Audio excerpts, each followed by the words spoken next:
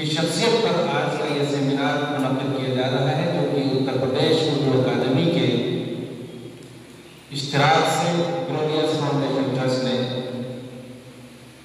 Organise किया है।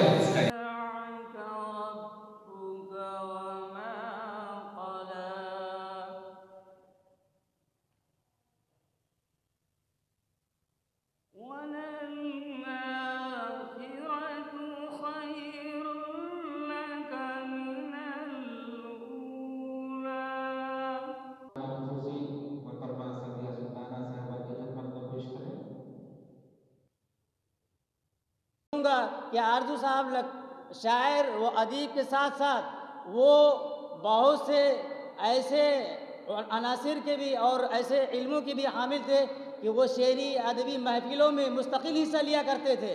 और उम्र के इब्तदाई हिस्सा उन्होंने कलकत्ता में गुजारा। फिर वहाँ पर मशहूर फिल्म साजगार व हिदायतकार पीसी बरोवा के साथ भी उनकी कई फिल्मों के मकालमे और गीत भी लिखे। और मुंबई में भी रहे और मुंबई में रहने के बावजूद वो फिल्मी दुनिया से भी वाबस्ता रहे।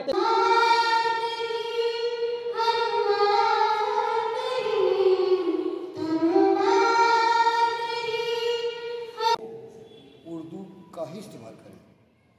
गैर ज़रूरी तौर पे आज हम अंग्रेज़ी ज़बान के अल्फाज इस्तेमाल करते हैं, हिंदी के अल्फाज इस्तेमाल करते हैं, जिनका बेहतर मुतबादिल हमारे पास है।